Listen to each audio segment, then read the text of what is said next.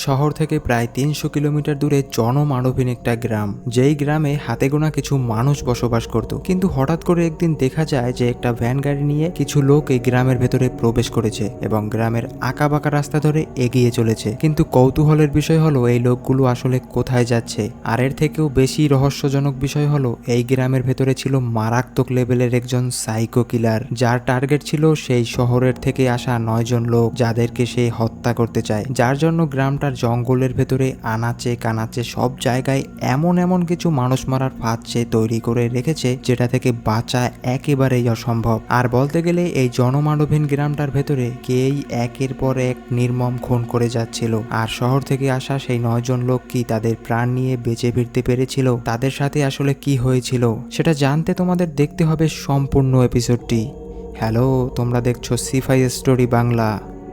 তো এবারে একেবারে গল্পের প্রথম থেকে শুরু করা যাক। গল্পের প্রথমেই আমাদের দেখানো হয় একটা ভ্যানে করে 9 জন লোক সেই রহস্যময় গ্রামটার ভেতরে প্রবেশ করে এবং তারপরে তারা তাদের কার ড্রাইভ করে একটা রিসোর্টে গিয়ে পৌঁছায় এবং তাদের রিসিভ করার জন্য সেই রিসোর্টের 4 জন কলিগ রিসোর্টের বাইরেই অপেক্ষা করছিল। তো ভ্যানে করে যে 9 জন লোক এসেছিল তাদের সাথে তোমাকে আগে পরিচয় করিয়ে দেই। এদের মধ্যে এই গল্পের মেইন ক্যারেক্টার ছিল লিনা এবং তার সাথে আরো 8 জন কলিগ ছিল, যেমন ইভা, নার্জা, আমির, কাজ, জন, অ্যানিদ এবং টিম লিডার জনাস, আর সবশেষে মিস অ্যাঞ্জেলা। আর মিস অ্যাঞ্জেলা ছিল তাদের সবার বস। অন্যদিকে এই রিসোর্টের 4 জন মাত্র এমপ্লয় ছিল, যাদের মধ্যে রয়েছে রোজার, জেনি, ক্লিও আর সবার শেষে রিসোর্টের কুক কার্লস। মানে রিসোর্টের রান্নাবান্না সবাই কার্লস নামের লোকটাই করত। এরপরে আমরা দেখতে পাই সেই 9 জন লোক যারা শহর থেকে গ্রামে এসেছে তারা সবাই রিসোর্টের ভেতরে গিয়ে পৌঁছায়। রিসোর্টে শুধু 4টা ছোট ছোট ঘর ছিল আর একটা ঘরে মাত্র 2 জনই লোক থাকতে পারবে এবং তারা যেহেতু সংখ্যায় 9 জন ছিল, মানে একজনকে নিয়ে একটু গরমিল বেজে যায়, যার জন্য তাদের মধ্যে একজনকে অ্যাডজাস্ট করে মাত্র একটা রুমে 3 জন থাকতে হবে বলে জানিয়ে দেয় রিসোর্ট ম্যানেজমেন্ট মিস জ্যানি। আর এরপরে সবাই নিজ নিজ কক্ষে চলে যায় এবং রেস্ট নিতে থাকে। আসলে তারা অনেক দূর থেকে এসেছে, যার জন্য তারা সবাই কম বেশি একটু টায়ার্ড ছিল। এবার তোমাদের আগে ভাগেই জানিয়ে দিচ্ছি যে এই 9 জন লোক এই গ্রামে আসলে কেন এসেছে। আসলে মিস অ্যালিনা, মানে এই প্রজেক্টের যে হেড ছিল, সে সরকার থেকে একটা প্রজেক্ট পাশ করিয়ে আনে যে এই গ্রামে একটা শপিং মল নির্মাণ করা হবে এবং এর ফলে এই গ্রামের বেকার মানুষদের কর্মসংস্থানের ব্যবস্থা হবে। কিন্তু তাদের টিমের জনাস এবং টিমের বস মিস অ্যাঙ্গেলার মনে চলছিল অন্য কিছু। যাই হোক, এটা তোমরা একটু পরেই বুঝতে পারবে। ওদিকে সবাই যেহেতু নিজ নিজ কক্ষে রেস্ট নিচ্ছিল, তখনই সেই কার্লস নামের লোকটা, মানে যে রিসোর্টের কুক, যে কিনা রান্না বান্না করতো, সে হঠাৎ করে দেখে যে তাদের কিচেনে গ্যাস ফুরিয়ে গিয়েছে। ওদিকে সবার লাঞ্চেরও সময় হয়ে গিয়েছে, যে কারণে কার্লস মোটেও দেরি না করে সে তার গাড়ি নিয়ে বাজারের দিকে রওনা দেয় গ্যাস নিয়ে আসার জন্য। কিন্তু কিছু দূর যাওয়ার পরেই তার গাড়ির চাকা লিক হয়ে যায় এবং সে দ্রুত গাড়ি থেকে বেরিয়ে পড়ে এবং ভাবতে থাকে যে এখানে কিছু তো গন্ডগোল রয়েছে। আর কার্লস এটা বুঝতে পারছিল না যে এই প্যারাক পুঁতে রাখা কাঠটিই বা এখানে কে রাখলো। সে এটা ভাবতে ভাবতে একটু জঙ্গলের ভেতরে ঢুকতে গেলে তার সামনে চিকন টানানো একটা সুতা দেখতে পায় এবং সে কিছু বুঝে ওঠার আগেই কে যেন তার মাথায় পেছন থেকে জোরে আঘাত করে তার খেল এখানেই খতম করে দেয়। আর অন্যদিকে সবার লাঞ্চের টাইম হয়ে গিয়েছে আর রিসোর্ট ম্যানেজমেন্টের জ্যানি অন্য কোনো উপায় না দেখতে পেয়ে তাদের জন্য হালকা পাতলা কিছু খাবারের ব্যবস্থা করে দেয়। এরপরে আমরা দেখতে পাই মিস অ্যাঞ্জেলা এবং তার টিম প্রজেক্টর চালু করে সবকিছু তাদের ভেতরে খোলাখুলিভাবে আলোচনা করছিল যে কিভাবে এই শপিং মলটি তৈরি করবে তারা। কিন্তু এখানে তাদের কথাবার্তায় এমন ছিল যেটার মাধ্যমে বোঝা যায় যে এখানে তারা দুর্নীতি করছে এবং গ্রামের গরিব কৃষকদের বোকা বানিয়ে শপিং মল নির্মাণ করার জন্য তাদের জমি জোর জবরদস্তি করে হাতিয়ে নেয় তারা, যেটার কারণে ইতিমধ্যে এই গ্রামের একটা কৃষক অলরেডি আত্মহত্যা করে ফেলেছে। আর অন্যদিকে মিস অ্যাঞ্জেলা জানতো যে এরকম একটা গ্রামে এরকম একটা শপিং মল কোনোদিনও নির্মাণ কাজ সম্ভব হবে না, যার জন্য কিছুদিন পরেই প্রজেক্টটা বন্ধ হয়ে যাবে আর গভর্নমেন্ট থেকে সাইন করানো প্রজেক্টের সমস্ত টাকা চলে যাবে মিস অ্যাঞ্জেলা এবং তার কলিগ জনাসের পকেটে। যদিও তাদের দুজনের সাথে এই কাজ নামের 5টা চামচাও জড়িত ছিল, তারা 3 জনে মিলেই আগে থেকেই প্ল্যান করে রাখে যে এই গ্রামটিকে বরবাদ করে দেবে এবং তারা তাদের স্বার্থ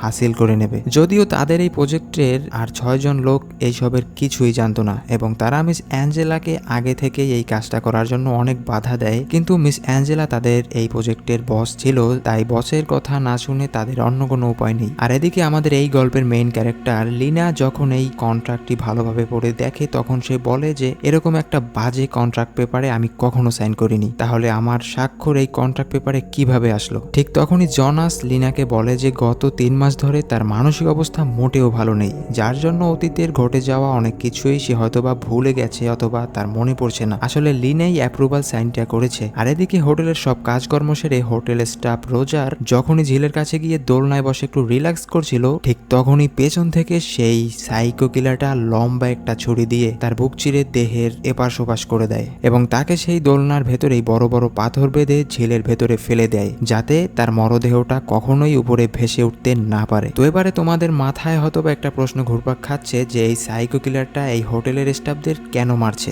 আসলে এখানে অন্য কোনো রিসোর্টের স্টাফরা ওই শহরের লোকগুলোকে তাদের রিসোর্টে ঢুকতে দেয়নি, আর এটার কারণ হলো গ্রামের কৃষকদের জমি তারা অন্যায়ভাবে দখল করে নিয়েছে। কিন্তু এই রিসোর্টের স্টাফরা কেন তাদেরকে এখানে থাকতে দিয়েছে, এই কারণেই নাকি এই হোটেলের স্টাফদের একে একে শেষ করে দিচ্ছে এই সাইকো কিলার। অলরেডি 4 জন স্টাফদের ভেতরে 2 জন স্টাফকে তো মেরে ফেলেছে। আর এদিকে সবাই যখন হোটেলের ক্যান্টিনে বসেছিল তখন জনাস জোকারের বেশ একটা কাস্টম মাস্ক পরে সবার মধ্যে উপস্থিত হয়ে যায় আর সবাইকে একটু আনন্দ দেওয়ার চেষ্টা করতে থাকে, কিন্তু উল্টো তার এই আচরণ দেখে সবাই বিরক্ত হয়ে যায়। আর জনাস রেগে গিয়ে বলে যে আমি তোমাদের একটু এন্টারটেনমেন্ট করার চেষ্টা করছি আর তোমরা কিনা মুখ গোমরা করে বসে আছো। এটা বলে সে ওখান থেকে চলে যায়। আর অন্যদিকে সেদিন বিকেল বেলায় হোটেলের স্টাফ লিও তাদের সবাইকে নিয়ে টিম বিল্ডিং এক্সারসাইজ করার জন্য বেরিয়ে পড়ে এবং ক্লিও তাদের সবাইকে বলে যে তোমাদের যার যার ফোন রয়েছে সেটা আমার কাছে আগে জমা দাও। আর এটার কারণ ছিল যাতে তারা টিম বিল্ডিং এক্সারসাইজ সম্পূর্ণভাবে মনোযোগ দিয়ে করতে পারে। আর এখানেই আমরা বুঝতে পারি যে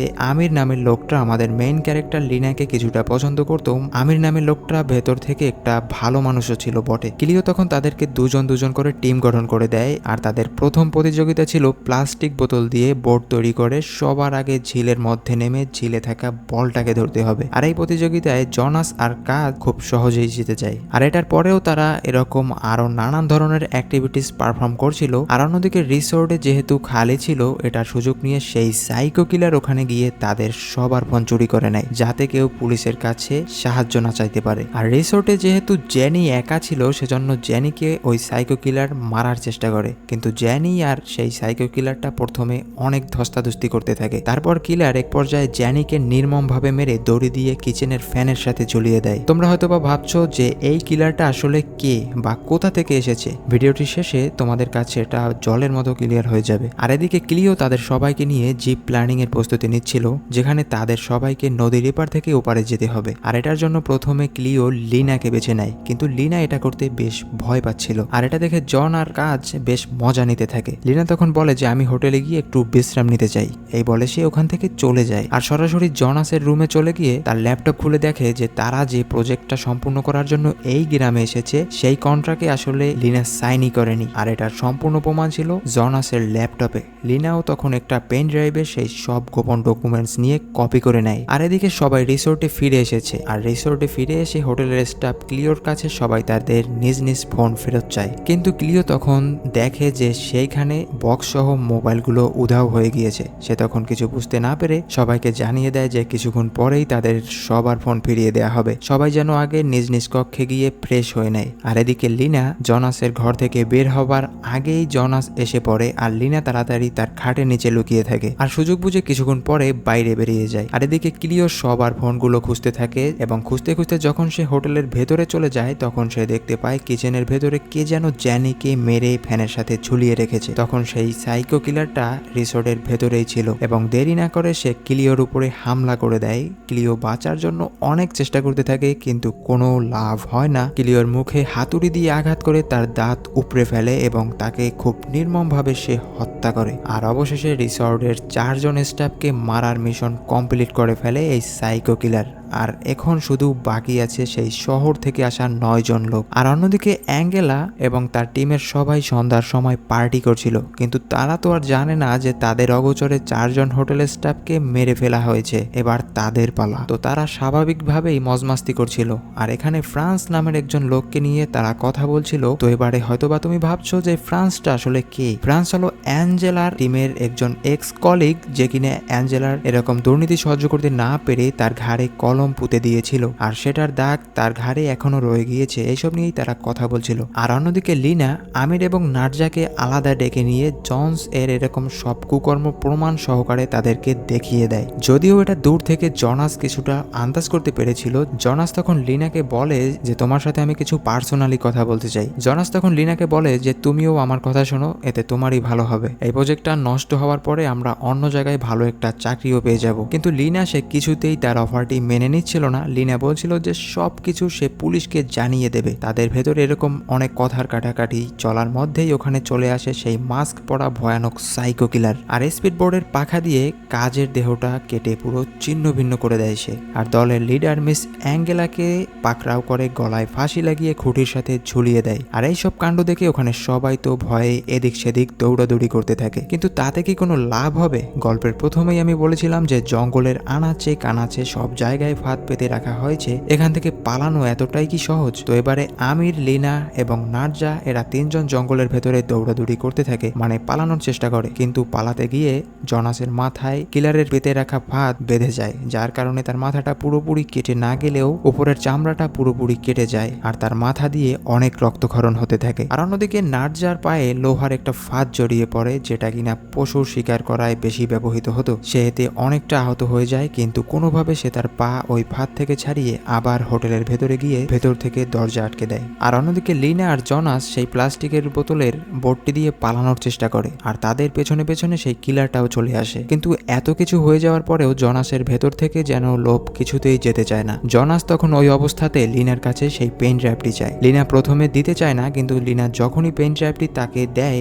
ঠিক তখনই লাথি মেরে লিনাকে সেই প্লাস্টিকের নৌকা থেকে পানিতে ফেলে দেয়। কিন্তু লিনা কোনোভাবে সাঁতার কেটে ঝিল থেকে উঠে একটা গাছের আড়ালে লুকিয়ে থাকে। আর লিনা তখন সেখানে ওই রিসোর্টের কুক কার্লের মরদেহ দেখতে পায়। আর অন্যদিকে হোটেলের ভেতরে একটা রুমে লুকিয়ে ছিল নার্জা, আমির, ইভা আর জন। তারা ওখানে বসে ভাবছিল যে কিভাবে এখান থেকে পালানো যায়। নার্জা তখন একটা বুদ্ধি বের করে যে তারা ভ্যানে করে পালিয়ে যাবে এবং তাদের ভ্যানের চাবি যেহেতু ছিল অন্য আরেকটা রিসোর্টে সেখান থেকে, তাই তাদের প্রথমে চাবিটা উদ্ধার করতে হবে। আর এই কাজটা করার জন্য নার্জা যখনই ভ্যানের চাবি আনার জন্য অন্য রিসোর্টে যায় তখন তার উপরে সেই কিলার হামলা করে দেয় আর তার চুল ধরে ফেলে। আর নার্জা কোনোভাবে তার নিজের চুল কেটে কিলারের হাত থেকে বেঁচে যায় আর দ্রুত আগের রিসোর্টে চলে যায় যেখানে কিনা তার অন্য কলিগেরা ছিল। কিন্তু এত কিছু করার পরেও কোনো লাভ হয়নি। সেই কিলার তাদের ভ্যানটি আগুন দিয়ে পুরো পুড়িয়ে দেয়। এবারে তারা কি করবে কিছুই বুঝতে পারছিল না। তারা যে এবারে ভালোভাবে ফেসে গিয়েছে সেটা তারা খুব ভালোভাবেই বুঝতে পারছিল। আর এরপরে আমির জঙ্গলে গিয়ে লিনাকে কোনোভাবে রিসোর্টের ভেতরে নিয়ে আসে। এখন তারা এক রিসোর্টে 5 জন ছিল। আর অন্যদিকে অ্যানিক সে এখনো বাইরে লুকিয়েছিল। সে যখনই রিসোর্টের ভেতরে আসতে যাবে তখন পেছন থেকে জনাস তার মুখ চেপে ধরে এবং রিসোর্টের ভেতরে নিয়ে আসে। আর তাকে দিয়ে জনাস তার কপালের কাটা চামড়া সেলাই করিয়ে নেয়। জনাস তখন অ্যানিককে বলে যে তারা এখন এখান থেকে পালাবে আর এর জন্য ওখানে হাতে বানানো একটা মোটর গাড়ি ছিল সেটারই ব্যবহার করবে তারা। জনাস গাড়িটার উপরে বসে অ্যানিকে বলে যে আরো জোরে ধাক্কা দে, না হলে আমরা সবাই মারা যাব। কিন্তু যখনই গাড়িটি স্টার্ট করে তখন জনাস অ্যানিকে না নিয়েই ওখান থেকে চলে যায় আর অ্যানিকে সেই কিলার ধরে ফেলে। তো প্রথমে অ্যানি ভাবছিল যে লোকটা তাদের পুরনো কলিগ ফ্রান্স। অ্যানি তখন তাকে বলে যে আমি জানি তুমি ফ্রান্স, তুমি আর আমি একসময় ভালো বন্ধু ছিলাম, দয়া করে আমাকে মেরো না। অ্যানির যখনই সেই লোকটার মাস্ক খুলে তখন সে পুরো সারপ্রাইজড হয়ে যায় যে এই লোকটা তো আসলে ফ্রান্স নয়, এই লোকটা আসলে কে। কিছু বলে ওঠার আগেই অ্যানিতের মাথায় কৃষকের সেই ফসল কাটা অস্ত্র গেঁথে দেয় সেই সাইকো কিলার। আর অ্যানিত সোজা গিয়ে হাঁটতে হাঁটতে ঝিলের ভেতরে পড়ে যায়। আর অন্যদিকে জনাস যে কিনা খুবই স্পিডে তার গাড়িটি চালাচ্ছিল, কিন্তু কিলারের সেই ফাঁদ থেকে বাঁচাটা ছিল প্রায় অসম্ভব। তো কি আর করার, যা হবার সেটাই হলো। চাকাটা লিক হয়ে যায় আর উড়ে গিয়ে জনাস পড়ে যায় ঝিলের ভেতরে। আর রিসোর্টের ভেতরে থাকা সেই 5 জন লোকের ভেতরে লিনা বিষয়টা বুঝতে পেরেছিল যে লোকটা সবাইকে মারছে সে আসলে ফ্রান্স নয়, সে হলো ফার্মার পয়জনের ছেলে, যার কাছ থেকে তাদের প্রজেক্টটি তৈরি করার জন্য জোরপূর্বক জমি দখল করে নেওয়া হয়েছিল আর তার ফার্মটি পুরোপুরি ধ্বংস করে দেওয়া হয়েছিল, যার কারণে সে আত্মহত্যা করে। তখনই সবাই বুঝতে পেরেছিল যে তার বাবার প্রতিশোধ নেওয়ার জন্যই কিলার সবাইকে একে একে হত্যা করতে থাকে। তো এবারে তারা সিদ্ধান্ত নেয় যে হাতের কাছে যা কিছু আছে তাই নিয়েই কিলারের সাথে তারা লড়াই করবে। এই ভেবে তারা কিছু অস্ত্রশস্ত্র নিয়ে বাইরে বের হয়ে যায়, কিন্তু কিছুক্ষণ পরেই তাদের উপর উপরে সেই কিলার হামলা করে আর সবাই ছিন্ন ভিন্ন হয়ে যায়। জন আর ইভা দৌড়ে গিয়ে আবার রিসোর্টের ভেতরে লুকিয়ে থাকে, আর এদিকে লিনা আর আমির জো লাইনের মাধ্যমে নদী পার করার জন্য সেখানে চলে যায়। আর নার্জা কোথায় যে পালিয়ে গেছে সেটার কোনো খবরই নেই। আর অন্যদিকে লিনা আর আমির সেই নদীটা পার করার জন্য জো লাইনের উপরে বসে এবং কিছুটা পথ যাওয়ার পরে আমির লক্ষ্য করে যে সেখানে কিলার তাদের জন্য ফাঁদ পেতে রেখেছে। এটা দেখে আমির লিনাকে বাঁচানোর জন্য সে ছুচলো বর্ষার দিকে তার নিজের দেহটা বাড়িয়ে দেয় এবং তার পুরো দেহটা ছিন্ন ভিন্ন হয়ে যায় আর লিনা বেঁচে যায়। আসলে আমির লিনাকে অনেক ভালোবাসতো, সেটার পরিচয় দিয়েছে সে, কিন্তু বেচারা আমির মরে গিয়েছে এই বিষয়টা আমার কাছে অনেক খারাপ লাগছে। লিনা তখন নদীর ওপারে গিয়ে সেই বক্সটি দেখতে পায় যে বক্সের ভেতরে তাদের সবার ফোন রাখা ছিল। সে তখন দ্রুত তার ফোনটি বের করে পুলিশকে ইনফর্ম করে দেয়। আর অন্যদিকে কিলার উডকাটার মেশিন দিয়ে সেই রিসোর্টের দরজা কেটে ফেলে যেখানে কিনা জন আর ইভা লুকিয়েছিল। কিলার তখন ভেতরে ঢুকে জনকে বেশ মারতে থাকে আর মারতে মারতে পুরো আধমরা বানিয়ে দেয়। আর সে যখনই ইভাকে ড্রিল মেশিন দিয়ে মারতে যাবে তখন জন সেই কিলারের মুখোশে আগুন লাগিয়ে দেয়। কিলার তখন দ্রুত তার মাথাটা পানির ভেতরে ডুবিয়ে দেয় যাতে আগুনটা তাড়াতাড়ি নিভে যায়। এবং সে যখনই জন আর ইভাকে মারতে যাবে ঠিক তখনই কোথা থেকে যেন নার্জা এসে সেই গোল্ডেন শাবল দিয়ে কিলারের মাথাটা ধর থেকে আলাদা করে দেয় আর তারা বেঁচে যায়। আর অন্যদিকে লিনা জঙ্গলের ভেতরে ঘুরপাক খাচ্ছিল,